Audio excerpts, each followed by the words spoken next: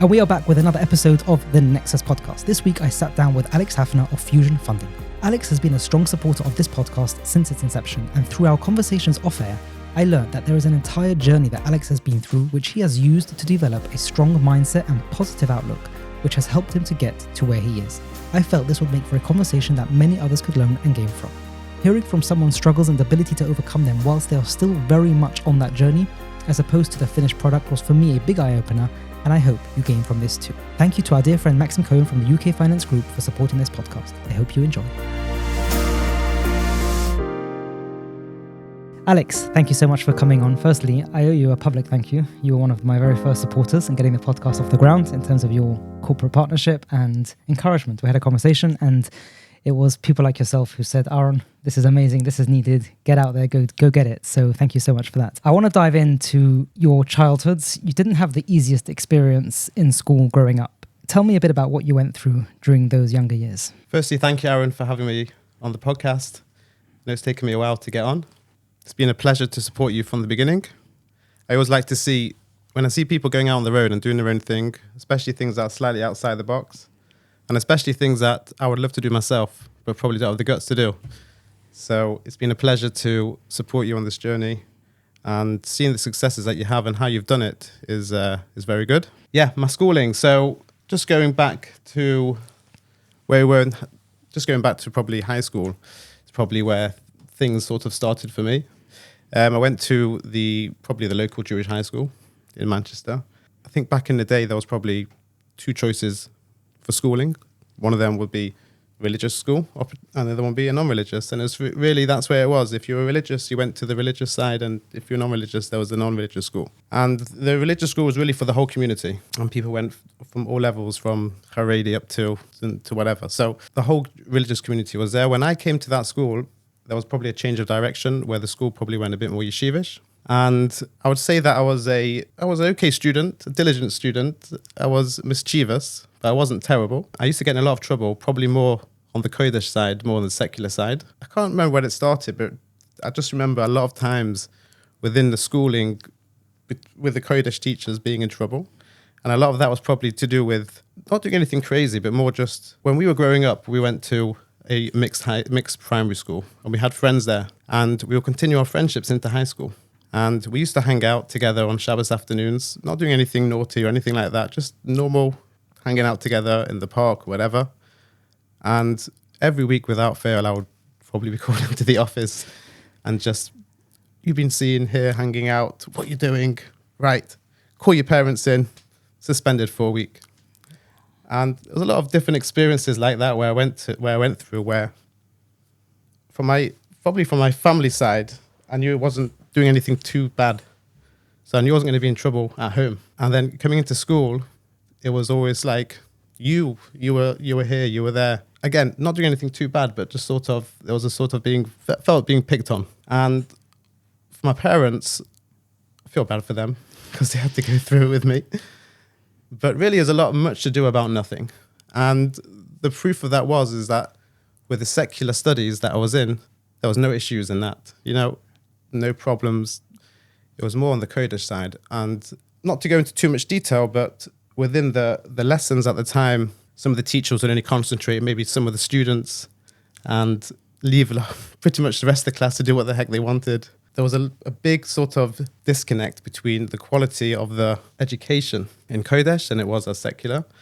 And I probably suffered for that. It came to a point really where I think every 2 weeks I was probably suspended for a week or 2 weeks, or being excluded from this school trip because there was supposedly a bad influence on the children. And it was very much a perception of that. Perception which I could never understand for myself, but was something that was very much being put on me as a label. And that's just, I had great fun in school, but it was an experience where it just wasn't allowing me to grow. You felt this restriction, like coming into school on a Sunday, Monday morning, you knew you were up against something that you didn't want to have to deal with. I knew that I was going to be in trouble. And because it was something so ridiculous, I knew I wasn't going to be in trouble at home. So when the principal would tell me that I was talking to this person or this friend of mine, I'll say, yeah, what's the big deal? They'll say, okay, your parents are coming in. Parents come in. right? You've been seen sitting on a bench talking to this person. Scandalous. And it was, right, go home, come back end of the week. And it was a lot of that back and forth. For some reason, sort of painted as a problem child. Right. Even though, again, within the secular side of things, there was never that sort of issue. Which I find interesting that it didn't spread across your general reputation in school across the board. Correct. It was kind of isolated, which is interesting. Correct. Look, and again, I was a normal student, obviously mischievous, obviously knew how to rub certain teachers up the wrong way. Didn't we all? Exactly. But nothing too crazy, especially compared to what's going on nowadays. Yeah. And I think if my old teachers probably dealt with me now, they'll You're a probably... blessing. Exactly. After a number of years of this, I did my GCSEs, and I was one of the first children from a normal religious family within the community. My parents took me out of that school and into a non-religious school, which was King David High School for sixth form. Wow. And Is there a difference? Sorry to interrupt. Is there a difference between King David's sixth form and just King David as a high? Like, does it split at that junction, or is it pretty much King David is King David regardless of which It's point? pretty much the same. I think the feeling was that I'll stick in with where I was to just get over the first set of exams. You get to skip out a year as well, so you can go to yeshiva a bit early. And sixth form anyway is sort of seen as more of a college status. Right. So for me, it was more of a case of I'm leaving school now. I'm going into a college sort of mindset. And I went to the King David High School. It was really a great school. And it opened up. It was the first time that I had sort of had an introduction or meeting people who were not religious. A lot of times when you've grown in the community, firstly, when you told yourself that you're basically a non-religious kid, or you're basically told that you're this and that, you think anyone who's less religious than you, they must be completely. And you go to this school, and you see kids there who are raised differently to you, not religious, respectable, nice people, friendly, and it opened up my eyes to there's a big world out there. And I've been pushed into a little bit of a corner, but there's a big world out there. The governor of the school was Mr. Joshua Rowe, who's very well known in the Manchester community.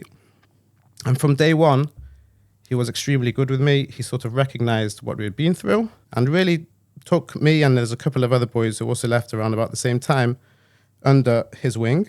He was available to us 24/7. He opened up his office to us. He said, if you want to sleep, here's my couch, sleep. Wow. Whatever you needed, he was there for us. And actually, we started within this school. This was before the times of a boys' yavna or a religious track within the school. And we brought in a Rebbe. And me and a couple of friends who had also left the other school, we learnt with a Rebbe for a couple of hours a day. Within that time, within the King David School, there was also a few other boys who were religious, became more religious, wanting to go to yeshiva. And that's when there was more of an emphasis with people going to yeshiva. They started doing yeshiva trips. They started bringing in more Kodesh within it. And it was probably the start of what would be a boys' yavna. It was sort of a case of there's a need now for something in the middle. We were the sort of first of boys who sort of took that step into the unknown. And we're not saying I'm saying the reason for it, but there's always got to be that first person to sort of make that step, and then it becomes an acceptable step. Sure.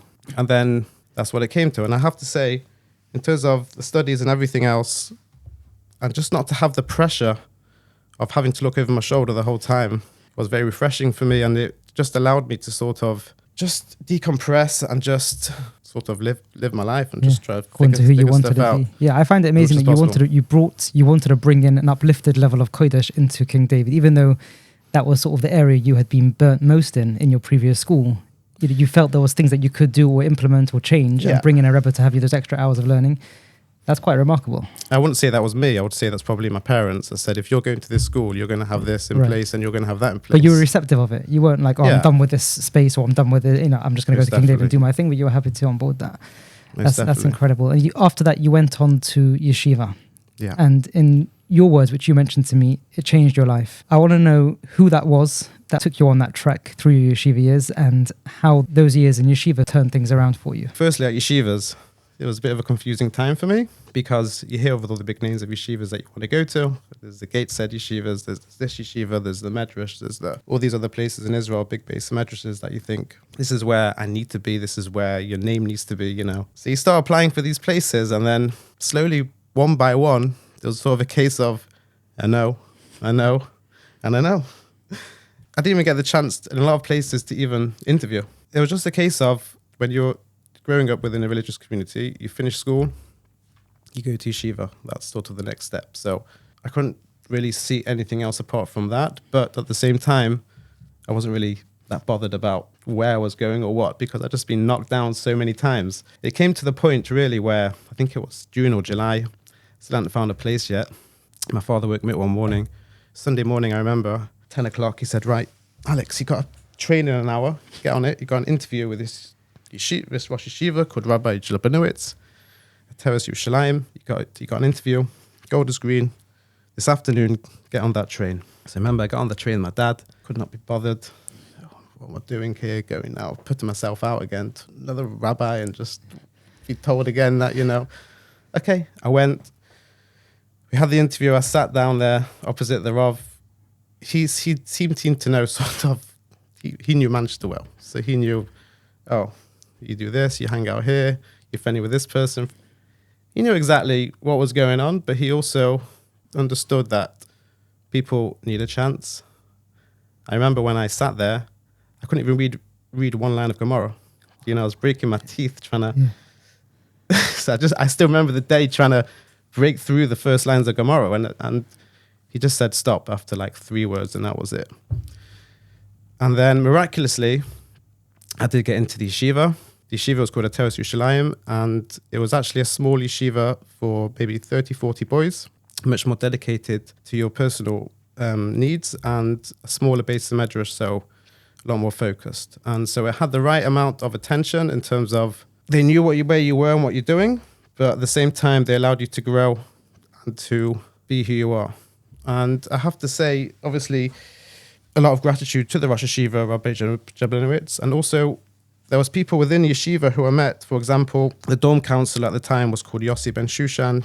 He's very well known in America. His brother's Rabbi Ari Ben Shushan, and he's very well known. So Yossi is an incredible person. I mean, I've watched I've seen a lot of his content, and he seems like he's very in tune with. He really changed my life. He saw me for what I'm feeling and for what I am, and we spent a lot of time together, and the whole time he was just plugging into me that this is not who you are, this is not who you are, this is not who you are. We used to have shiurim. This shiurim used to do, and if you've heard him, how he speaks, it's very animated, enlightening, animated, and just encouraging. He was there for my first year, and that's probably what really catapulted me to sort of change my way of thinking. About what you had been through, or just about how you were seeing your future?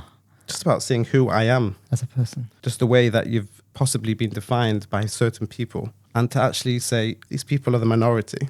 This is the real world. This is where you're in. You've got these amazing attributes. Forget these people.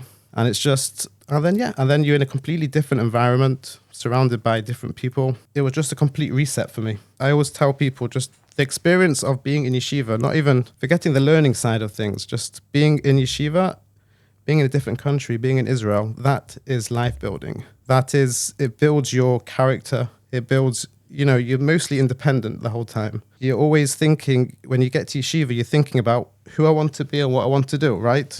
What sort of person do I want to be? You're told the whole time, I need to be learning all day. You're trying to figure out, am I the sort of person that's going to become someone who's going to be learning all day, or what? You're trying to find your place. You're trying to find your love. So, where's my connection? Is it Gemara? Is it this? It already shaped things for you moving forward. Yeah. Fascinating. So I want to, that's an incredible sort of lead up. I want to fast forward to your coming back to Manchester after those years in yeshiva. You went to university and you found yourself surrounded by the world of property. Your father's a property lawyer for many years, and you were surrounded by investors and the hustle that comes with being in the space of property. What did that do for you in terms of how you saw and planned your future, and how much of that was shaped by all that you went through as a child? I think a key part of myself is obviously, and sort of what I do is obviously from my home.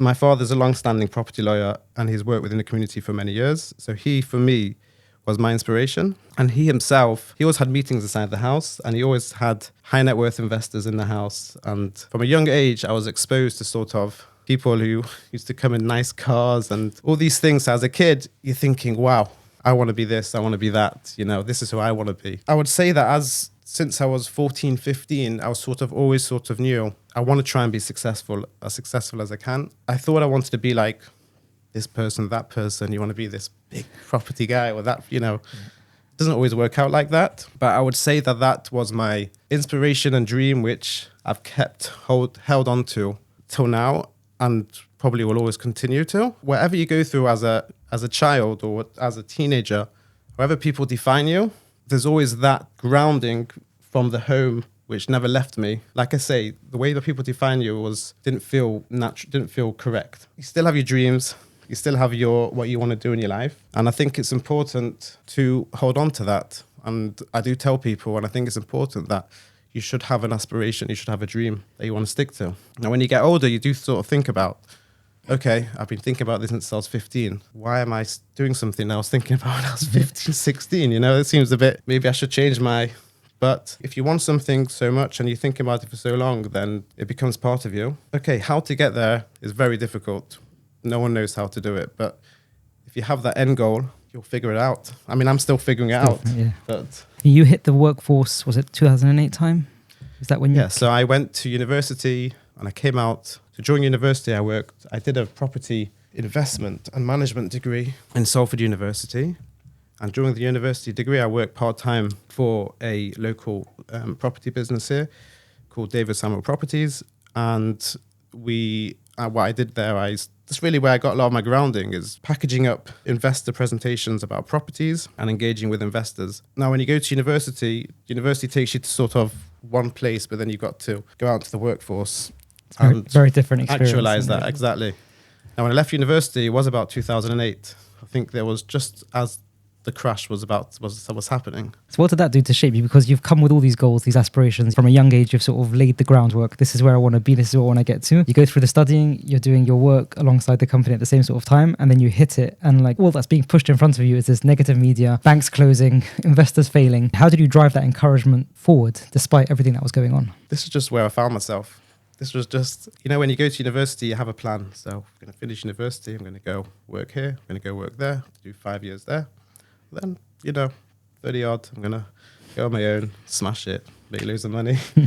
And, I could, step by step. When I left uni, the job market was completely on its knees. So I remember going for jobs my route would have been basically becoming essentially like an investment surveyor, something like that with the property. So I was applying with companies like Colliers, Savills, CBRE. These are the big sort of valuation advisory companies in property. And I was going for jobs where there was 7 roles available and 1,000 people were applying for these 7 roles. And going into one of the places I had to go was Birmingham, central office for one of these big companies. You spend a whole day doing an interview, which consists of aptitude tests, business plan scenarios, taking scenarios of something happening within the working framework of what this company does and how you'll deal with it. Full day test like that, only to be told, sorry, almost, but not quite. Look, I was lucky that my dad's a property lawyer and he was well connected. Not that it got me a job, but more I had people that I could speak to. Through that, I tried to keep proactive and just kept probably taking graduate jobs, summer jobs here and there. I spent 6 months working in an agency in town, which was very good. But everything was short term. Right. And I was keeping busy. It was more for my CV so that when you go for a bigger job interview, they don't see a big gap. They see, okay, you've done this, you've done that, you've done the other, you've kept proactive. That was my intention, but couldn't really get anywhere. So after probably a couple of years, maybe a year of that, I just decided just to start my own, just an investment agent. I said, right, this is my dream. Let's do it. This is what you promised yourself here I all am, these years. 19 years old, 20 years old. I'm going to be this big property agent. Let's go. So I started off Alexander Estates. It was okay, but when you're brokering property, you've got to be the first through the door of a number of doors. You've got to be the first through the door picking up the sale, and you've got to be the first through the door of the person who's buying it. Because every time you send it to someone, they'll say they've seen it from someone else. Yeah. So I knew that if I've seen it, 10 other brokers have seen it as well. And the investors probably seen it as well. It was a difficult, unfluid market, came close to a number of deals. It was a time when I didn't need much money in my life because single, living at home, You weren't seeing like an actionable result at the end of each month, meaning you could go 3 months trying to push a deal through only to find it collapse for that sort of thing. It's correct. And you could be working on deals, sending it out, and they've seen it. And how do you get to be the first one to see the deal? Also challenging when you don't have a reputation. So look, we managed to do 1 or 2 deals during that time, but it was very much like there was no sort of method to when those deals came in. correct. So what was your next step? Because you didn't want to carry on like this, chasing deals for the next 20 years. So we carried on with that, and then eventually, like all good Jewish boys, we found a nice Jewish girl, and I got engaged. And I was 25, 26. And I remember saying to my dad at the time, Dad, this is mad. Like, you want me to get engaged? And I've got nothing behind me. I've got nothing to show for it. What am I going to do? How am I going to pay the bills? What's going to be? And I remember my father saying to me, just have faith. Just don't worry, believe in God. And my dad, big believer, obviously we're all believers in God, but he's a very big, practical believer in God where he'll let God deal with it. Okay, no problem. We went and got engaged. And it could have been within a week or 2 weeks where my father was out speaking with someone, and he said, someone in finance said, I need someone in. Just had my main person in the office is injured his leg. He's at home for 6 months, had a big operation. My business, I need to he said, right, my son, he's done this, he's done that. Just got engaged. I went for an interview. There was a local Jewish company here. Started off there on a 6-month trial. I think we started off just before I got married. My wage was at the time, I think 17,000 a year. That was it. I got going. Interestingly enough, people who know me, I married a girl from Panama, which is in Central America. And funnily enough, at the time when I got married, we had made a visa application. We got married in Panama, and literally a week after we got married, the visa application got rejected. Wow. So that was a very interesting time where I was stuck on the other side of the world. And I told my bosses at the time that I'm stuck. This was for your wife to come back to the UK? Yeah. Got you. They said, okay, no problem. Come back when you can. When you come back, your job will restart again. So it was a case of, also at that time, a little bit of worry over what's going to be. Yeah. I'm going to be stuck in this country. You had finally found like stability and finally just landed that job just before the wedding. And then suddenly what I try and do is just sort of enjoy as much as possible the situation that you're in. And I always tell people now, enjoy where you're at now. Because each stage of life, when you're in it, it might be frustrating. So before you get married, I need to get married. Oh, if this one's married, that one's married. Then you get married and then everything's okay. And the life before that you had, which was a very different life, but your single life, that's gone. That's never coming back. So enjoy that life while you can. Regardless of what it throws at you. Because that's not coming back. Yeah. So that's a time in your life. Enjoy. I remember all my life I've just been impatient.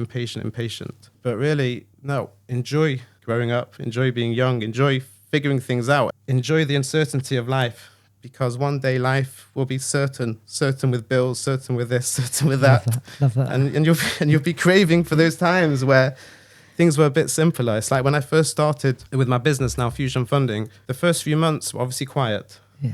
Up and down, certain quiet times. And there's some times now when we're extremely busy and our backs are to the wall. I think to myself, those times were really nice times. Just being able to breathe, yeah, a bit stressful, mentally a little bit like, okay, what's going to be? But actually, when you know everything's going to be okay, you can look back on those times with fondness and think those were really good times. That's beautiful. I want to jump back into that in a second, but I just want to pause on something you said earlier, and that was your worry while you were dating, before you actually got married, your worry about your finances and your thought process of like, what am I going to do to support my family? A lot of people don't go through that. Like they kind of just roll into marriage with things will figure themselves out, will be okay, without giving finance intentionality. Was it something you were always like as a teenager, focused on finance in terms of your own personal, your budgeting, you're making money, having enough money?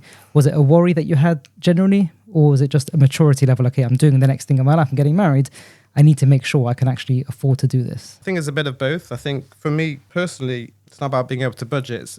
I want to do more than that. So as a younger person, you think, if I'm not going to be successful, that's where you think, I'm failed. When you come out of school and you go into university and you expect to be on a certain track of life and you think like I said before, that you're going to have this certain job and that job. I'll work there for a few years. I'll get this experience and that experience. And you think, yeah, this is where it's going to take me, that at this certain age, I'll be able to do this and that. And suddenly you see that plan not working out. And you wonder to yourself, am I off track? This has happened, that's happened. I thought I was going to be here, now I'm there. What's this knock-on effect? So for me, that was a big thought process. And obviously in terms of marriage and all that, and just that's where things get serious. So when you're single, you can fly a bit more by the wind, make a bit of money here, a bit of money there. But I was conscious, obviously, that you need to have a plan and you need to have something just to pay the bills. Direction, yeah. As a basic. By that time, I was 26, so I was 6 years out of university. Right. And you think that you're the one who's planning your whole life, right? So you think, well, this has not worked out, that's not worked out, so what's going to be? And then it's a case of sometimes, as my father said, just submitting yourself to that higher power and just knowing that everything will be okay. And I think it's been the same through my journey, having children. I think it was my second child when I just left the last company I was working at to go on my own. Right. Well, my wife was pregnant at the time. Again, it's another worry of, it's another child coming. Is now the right time? It's the best time to do that, yeah. Forgetting about that because you've done it already, but it's a case of what's going to be. You think too much about it, you can scare yourself because you can think that 1 + 1 + 1 + 1 + 1 equals whatever. But actually, no, it doesn't work like that. You think it's going to be logical, but actually the way things work in life are generally illogical. So I can't tell you how for 5 or 6 years, nothing happened. Suddenly you get married, you have kids, suddenly things start happening. But that's obviously Hashem, that's obviously God, that's obviously, as they say, everything comes with its own bracha in life. And that open new doors. I think it's important as well, not to get too worried about things in that way. Just sometimes you have to you tried your best, you've done your best, but you just have to submit to the higher power and let the one above just sort it out for you. Love that. Looking for finance solutions that actually deliver? Introducing the UK Finance Group. Led by multi-award-winning finance specialist Maxim Cohen, the UK Finance Group delivers cutting-edge finance accessibility to the funding you need fast. Residential mortgages, bridging finance, commercial mortgages, business finance. Whatever your goal, the UK Finance Group is here to make it happen with advice you can trust and solutions that work. And it's not just one service. With the UK lender, the UK property agent and the UK accountant all under one roof, the UK Finance Group is your complete financial powerhouse and they are ready to serve you. One group, endless possibilities. That's the UK Finance Group. Backed by experience, built for results. The UK Finance Group. Reach out to Maxim Cohen today. You mentioned earlier that it was about 6 years ago that you decided to leave employment and start your own thing. I want to know what was driving you to take that step and if you were scared to leave the security of employment. And obviously you saw great opportunities to go on your own and do things your way, but a lot of people are scared to take that step. There's a certain security that comes with a paycheck at the end of each month. You know what you're getting, you know what you can spend, and people can roll like that their entire lives. I want to know what was fueling you to say, I can do things better, bigger, and also how you dealt with any fears that you may have faced. I was very focused on my journey and where I need to go, where I think I need to go anyway. I spent 5 or 6 years working, holding down a job, working very hard. Yes, making, money to live, but no great shakes after that. I thought to myself, look, for 6 years before, for me, personally, it was about showing myself I can hold on to a job and I can stick in it.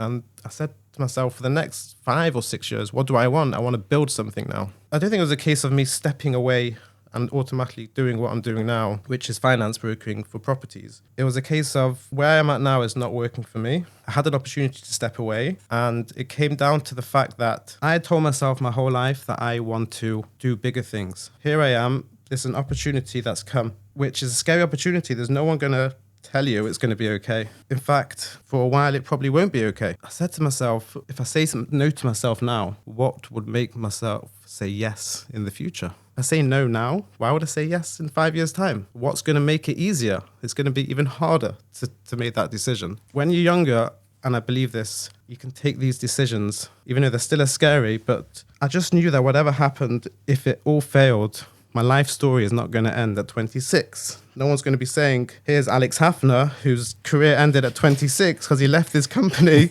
and that's it, right? I mean, if it's going to fail, let it fail now, rather than when it's not going to define my life. Yeah. You'll be okay, yes, take your time, whatever, but this is not going to be the story of my life. Whereas if you do step away sometimes if you take these risks later on, maybe it will be the defining story of your life. Right. So there was a sort of a calculated risk. And at the time, I left the company and I took some time out really just to look at the market, job market, maybe do something different within the property world. After 3-4 months of doing that, I really left, didn't have any more excuses to say to myself. It's a case of, look, one or another kid on the way potentially. And it was time to go. Time to start your own moving. thing and realize your dream. Yeah. So you went into the world of finance on your own. Now, to me, and we're going to go through this methodically because I really want to understand exactly what you do and how you benefit your clients. But the world of finance just seems saturated, and it seems to be getting more saturated as each month goes by. And you see a lot of people trying to break into this field. And yeah, I want to know from you how you built up your reputation, how you got started, and from there we'll go into exactly what you do and the processes, etc. I'll just start a little bit from where we started, because I just want to say it can be very overwhelming when you first start out in anything, because when you are standing still, there's no momentum. So to start any sort of momentum, even a slow momentum, it takes time. And that's what momentum is. It starts off still, it gains slowly, and it starts building. Starting off, no one knows you. How do you get yourself out there? How do you get people to know you? And again, it's a case of step by step, client by client. You can overwhelm yourself to think, how am I going to do it? You just panic. What did I do? Started off with what I know. Speaking to people. Do you have any clients you can recommend? Anyone who needs this, anyone who needs that? And one of my friends, a good friend who used to live in Manchester, called Svi Rechnitzer, now lives in London. He has a flooring company, does for a number of developers, and he put me in touch with a developer that he works for. I remember at the time going to London, sitting with this developer in a cafe, and we discussed his portfolio. It's got this, it's got that, 5, 6, 7 million, 8 million, 3, 4 properties, great, beautiful. And he says to me, right, here you go, give it a go. Let's see what you got. Wow, music to my ears. Yeah. I'll show you what I've got. Because of where I had worked previously, which was Seaford Finance, they did some high sophisticated deals in London for Northwest London clients, and particularly within Stamford Hill. I was automatically used to dealing with a certain level of loans and dealing in a certain sophisticated way. And the way that we did the business was dealing directly with banks and bank managers. And because of the exposure that I had, it was a small office, many loans and deals done, my exposure was significant. So in terms of the value of what you can be reaching for, you didn't feel limited in how far you can go and how big you can go. It wasn't a case of, okay, when I left the working world, working for someone else, I was worried that I actually would stop learning. Because when you have someone above you or your bosses, you are learning from them. Right. And you're trying to hone your skills, and then suddenly you're on your own, suddenly, the armbands are off. Like you're swimming in a deep end on your own. Yeah. So from the experience that I had, I'm well experienced in brokering. So it's not a case of just starting with no. So I was well educated in that way. And it's the case of working client by client. And obviously what we do, which we'll touch on, is a full service approach to funding, where we're holding the client's hand from beginning to end. Nowadays, financing is a bit of a minefield. It used to be back in the day that you can go to your local bank manager and you used to be able to ask him for a property loan. And in fact, my old boss used to tell me that before 2008, in the early 2000s, he used to call at the bank in the morning, and in the afternoon the money would be in the bank account. Now, we've got to work for money. Not only that, but it's just your local banks, your high street banks, your relationship banks are not necessarily giving you what you want, and you have to look elsewhere. A mountain of information to provide, the right information and all that. We ensure that the deal will stack up from beginning to end. So we don't chance ourselves through the deal. When we're looking after one client, we're doing a good job for them, delivering the deal on time. We are working closely with the bank managers, solicitors, the valuers, and whoever needs to, so that everything coordinates together so the client gets his requirements on time and is happy with it. Then we found that one of his shareholders, his partners, can you do our next deal? Suddenly you're working for them. It's a case of we haven't advertised too much, but we're just trying to organically grow. A lot of the business is done by myself in terms of dealing directly with the clientele, and we give a very personal service. I'm always picking up my phone. We work with clientele who are active, who appreciate you working hard. They work you hard. They pay you for it. They don't mind. Everything is, and I would say that's probably been, and it's something that I've been very aware of, is not watering down what I can offer and just trying to do things better than someone else. So one of the main complaints a client will say about the broker is they don't pick up the phone. Okay, I'll always pick up my phone. In fact, I remember a time when I was in London for the Christmas holidays a few years ago, and I think it was the 24th, or it could have been the 25th of December. Driving to the hotel that we were staying in, I think this was the first or second year that I was going, and I got a call from a client. Obviously, good Haredi client calling me Chagga, you know. Thought to myself for a split second there, should I pick up the phone or not? Picked up the phone, client needs a bridge, whatever it was, £1 million. I don't know what it was at the time. Anyway, I think the fee was £7,000 or £8,000. I think we did the deal in the next 2 weeks. I thought to myself, wow, can you imagine if I didn't pick up that phone? Yeah. That's £8,000. Yeah. And it would have been just based on principle, like it's a bank holiday, leave me alone. But it's like, if this is the pain point they're experiencing elsewhere, and just saying, I'm going to plug that gap. And that's it. So even if I don't, I had a client call me today, calls me a lot, one of my big clients. Sometimes we will not have updates for them because things are still progressing. We're still moving things along. But it's a case of keeping them engaged, telling them what we're doing, how we're doing it. And that's how we appreciate. Thank God we've got some good relationships with lenders. We've grown, we've come through some hard times. I think I started August 19, so that was 6 months before COVID. What's with you and landing yourself into... Literally.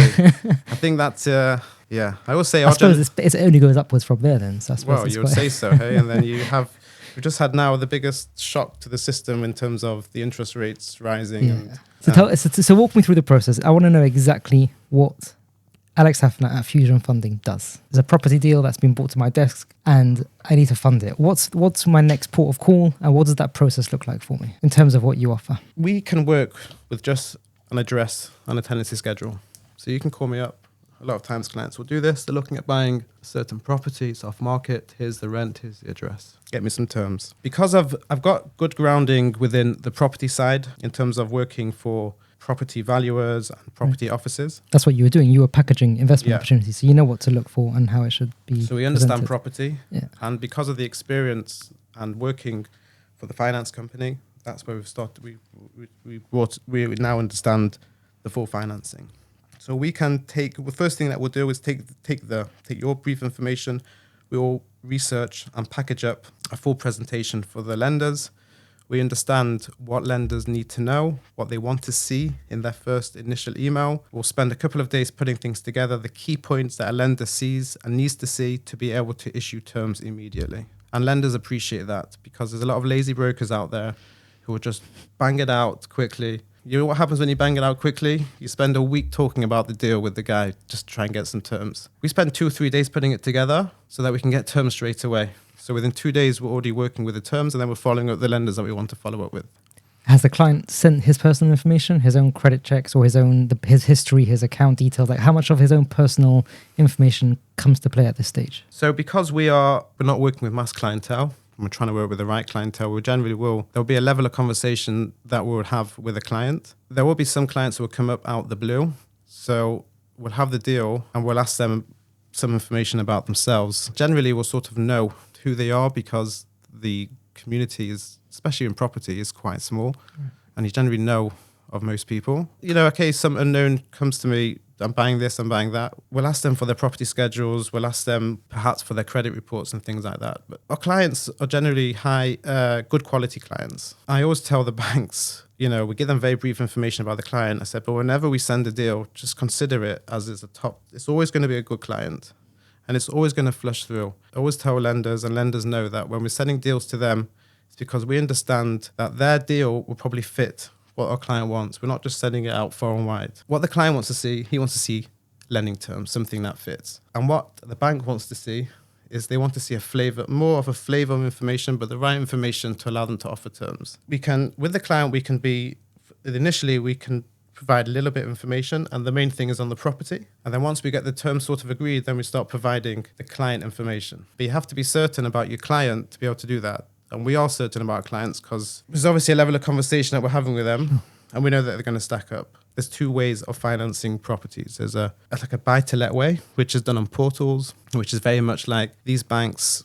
There's the Aldermore banks, Paragon banks, Precise Mortgages. They have set criteria of what you need to fit.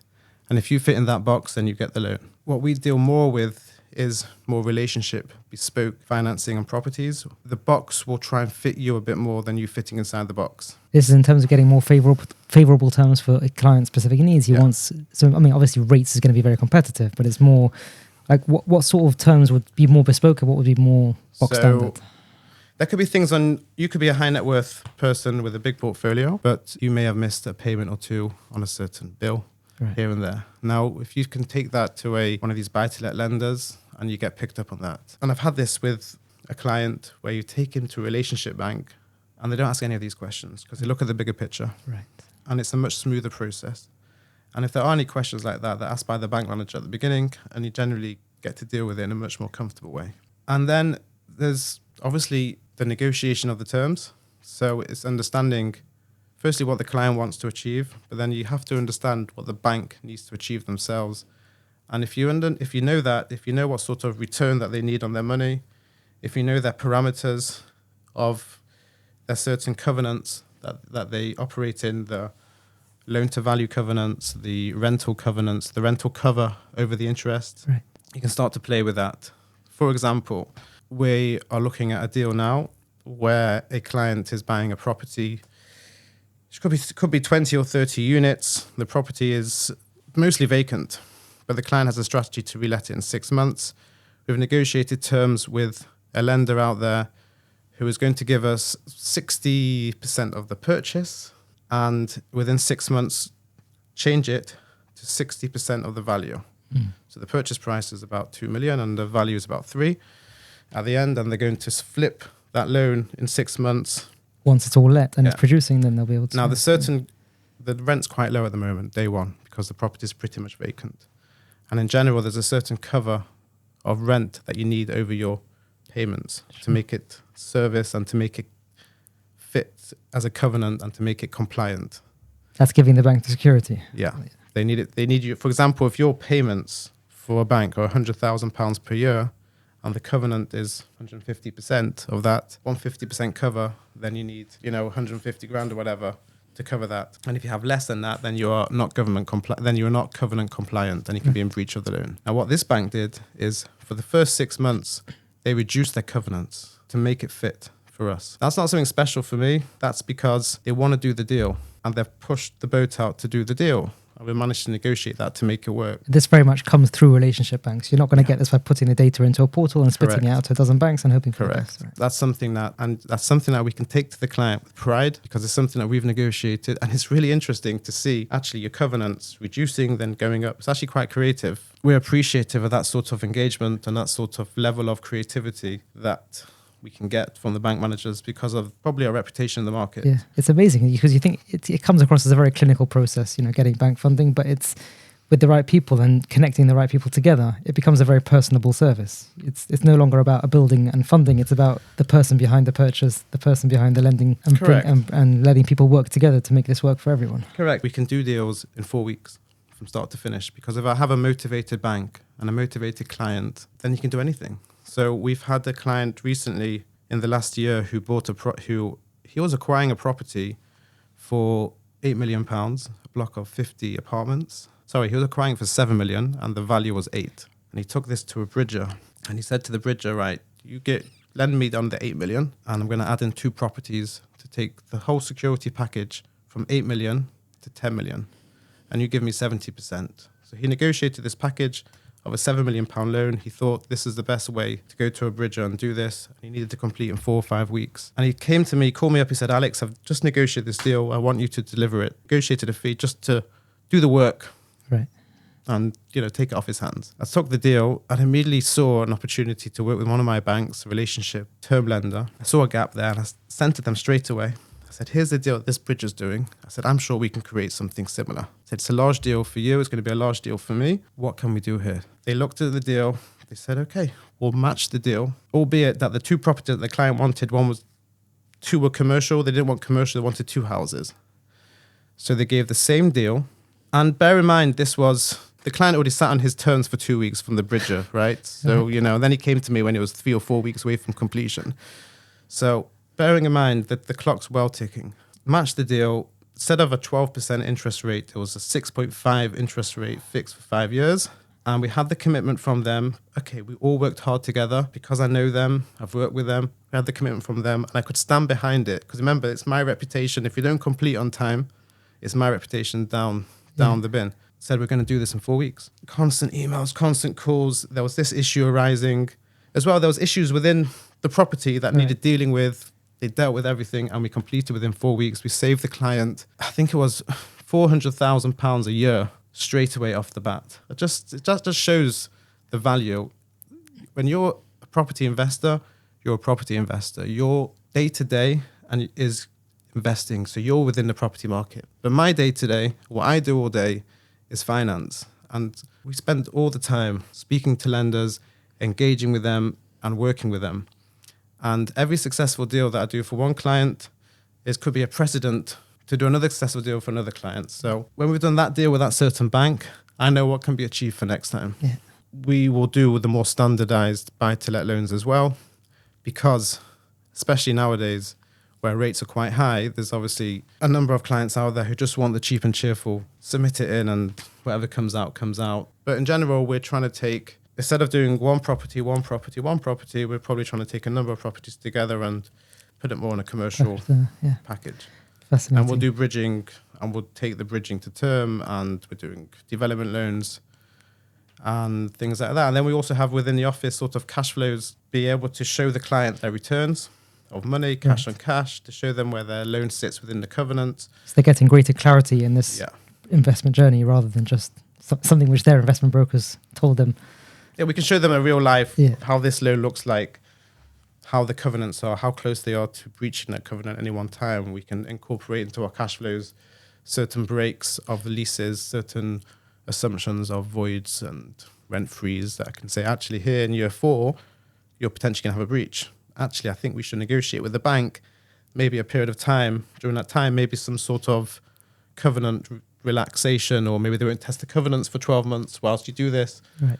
And it's a bit of a discussion point, but it's about sort of understanding the deal, the property, understanding pitfalls. It's kind of scary that if missing something small, or like something which a broker who hasn't got their finger on the pulse 120%, how big of an impact that can actually make to a journey for a client. Yeah, I think most good investors will have that awareness themselves, and they will themselves be aware of these things, because again, it's their money and they're very aware of the risks. But I think for us, it's a useful tool to be able to highlight and to show them that actually we're not just trying to do the deal just to make some money here. We're doing the deal because if it works for you, then great. But if this doesn't work for you, then we'll find something else. Yeah, fantastic. I want to touch on your commitment, I would say, to charity giving. I don't think it's a secret that your name is on a lot of the charity campaigns, and I think you're known as somebody with a very generous heart. Like we said at the start of this podcast, you helped me get off the ground with this, and it seems to be a very strong value that you live by. And I want to know if there was something that shaped this ability, and I think it's an ability to commit to it and to live it out. And I want to know what shaped this decision of committing to being a giver.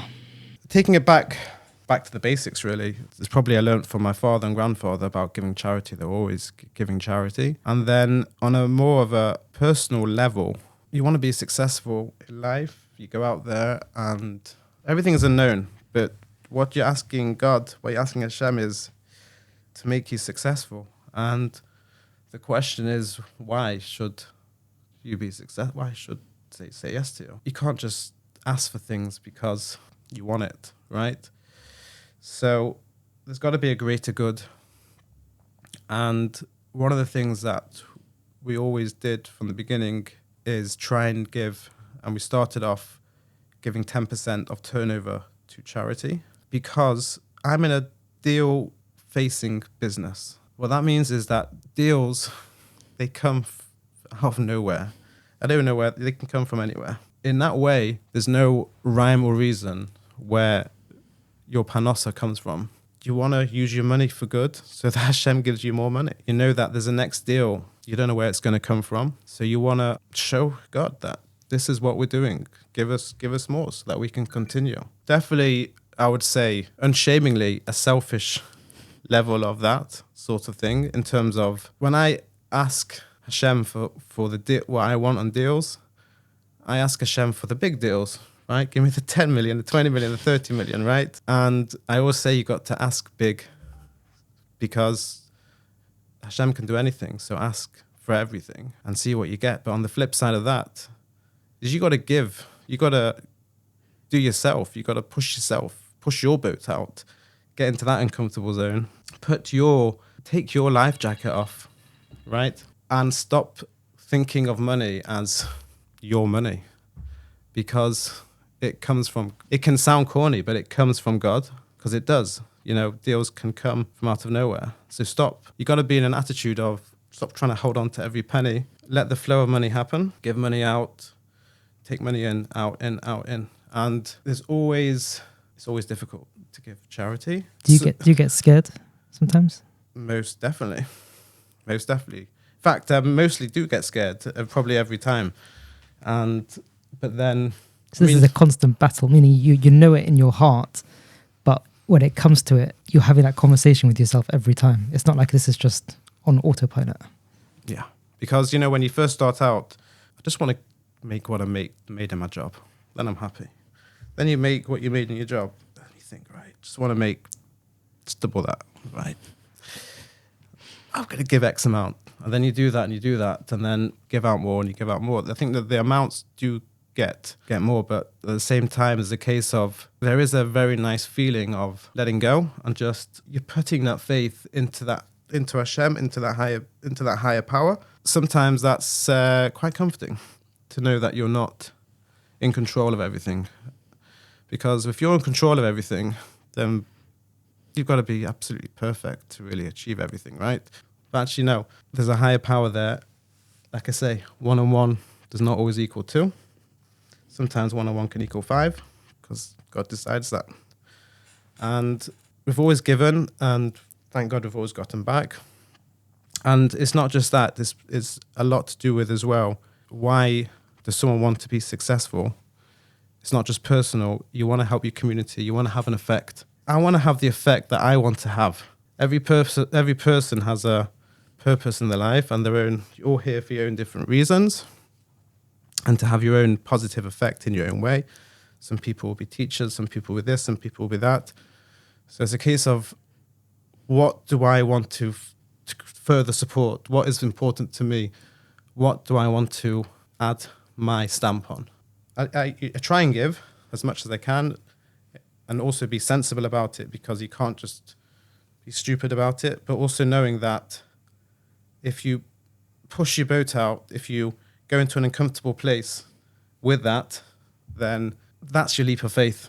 To give money that you've worked hard for just away, right? To people who don't even know you, and then do that time and time again. When you don't know what's going to be in the next 3 months, 6 months, year time, you hear this headline, that headline, you think, gosh, could have supported my family off that for, you know. You just think, am I the biggest idiot? But that's for me, that's me sort of saying to God, look, here I am falling, catch me. You know, that's my sort of saying to Hashem, this is me putting my faith in you. It's incredible, really, really beautiful. I mean, I want to sort of loop back a little bit to what we were discussing earlier, because I think what you've just shared with us is really remarkable, and I don't think a lot of people can put that on their headline. I think it's very, very powerful to hear. But like going back to what we started off discussing, that you went through a lot in your high school years, and of being excluded and being so isolated for things which really made no sense. And it's I don't think it's mutually exclusive to teenagers or children in school. Unfortunately, this happens with adults as well. There are adult bullies bullying adults, as crazy as that sounds. People in positions of power causing other people considerable levels of distress. You seem to have had this bedrock, or these tools to say, I'm coming out of this, I'm going to come back bigger, stronger, better. I'm going to give back to the community in the most generous way. What tools did you have in your toolbox that you can share with us to help other people who might be listening to this or going through their own levels of discomfort and frustrations, who can some perspective to help them navigate what they're going through? It's a tough question to answer, because I think it's there's obviously different levels and different things that are going on. But I think that for me, and perhaps for some other people, as I said, it's almost like what people are saying, or if they do say something, it doesn't sort of makes sense to you. Someone may define you as whatever that is, or put you in a certain box, but you know yourself. And it's about where you are, and it's about, as much as possible, trying to remember it. And, it's actually hard, obviously, when you're in the darkness of it all. But I just believe these people are the minority. And there will always be certain types of people in the world who will look to put you down, whether they're doing it on purpose or not. It's a tough one.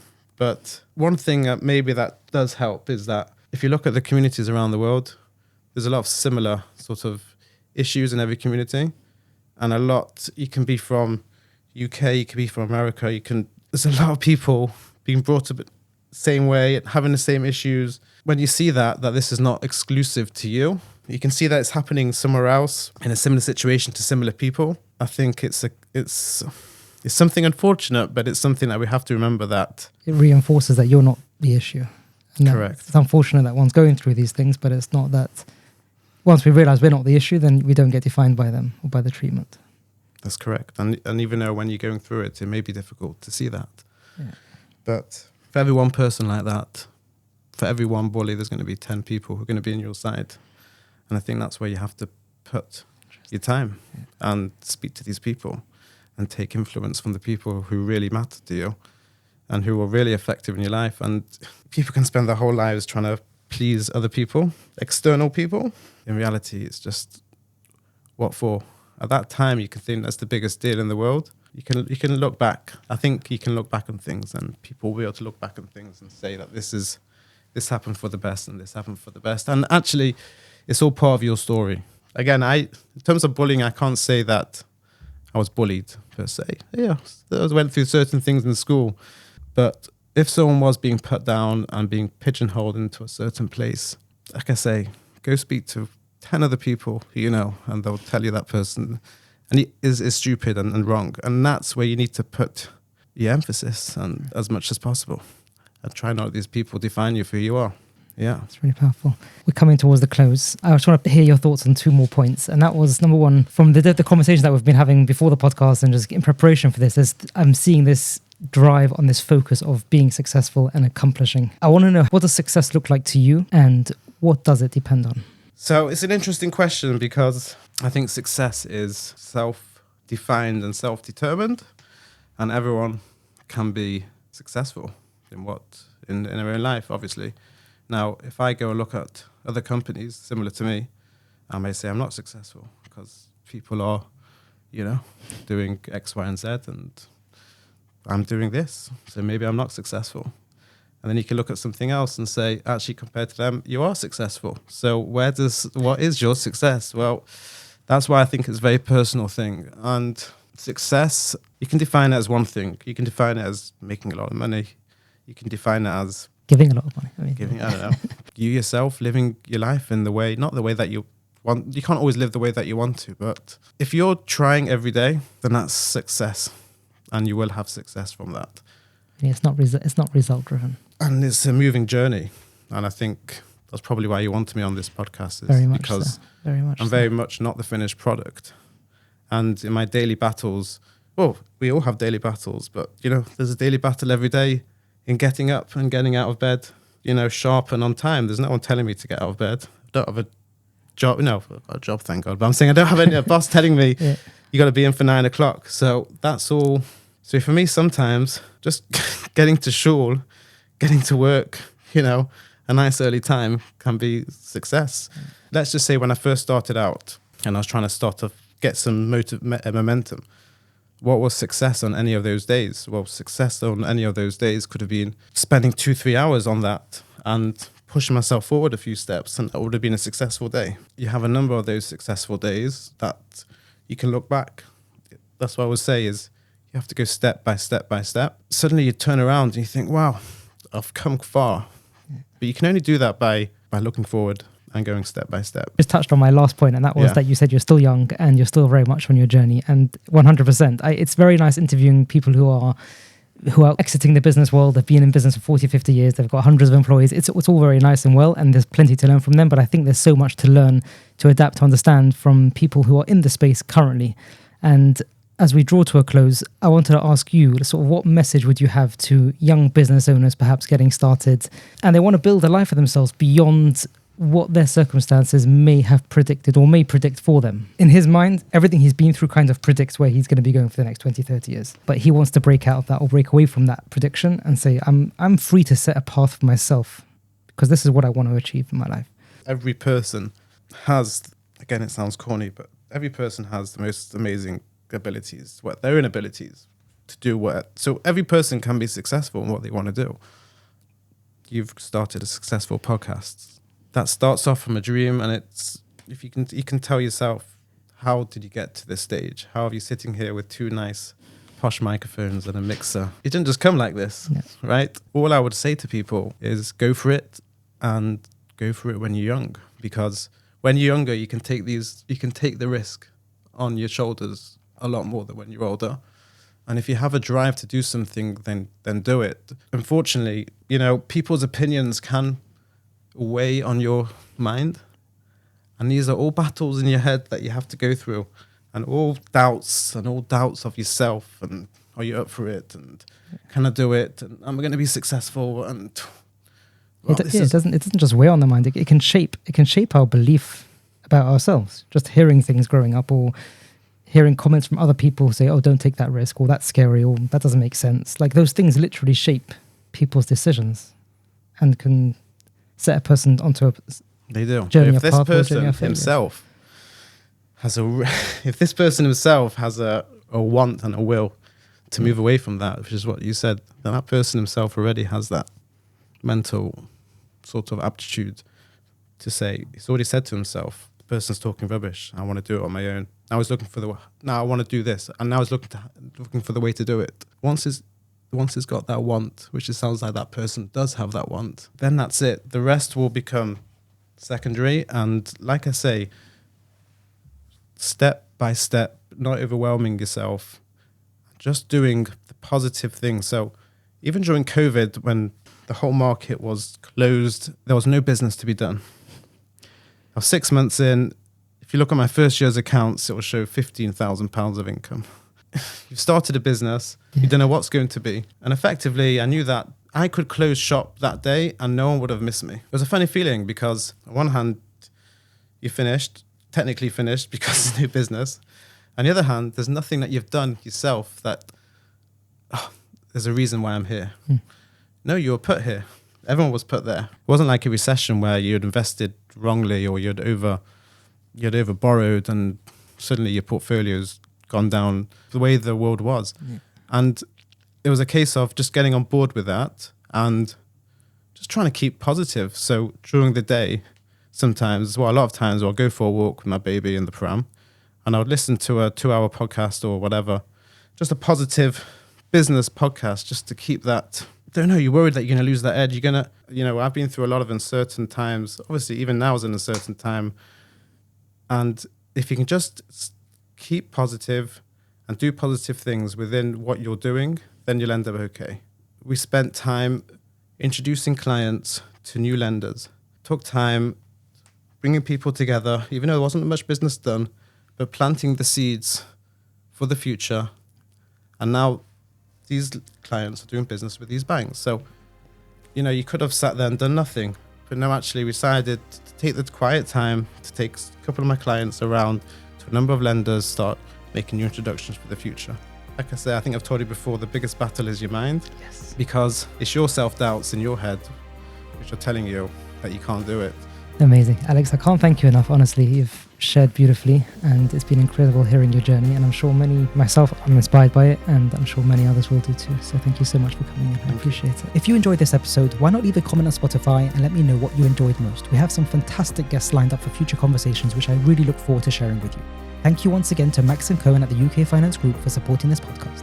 Until next time.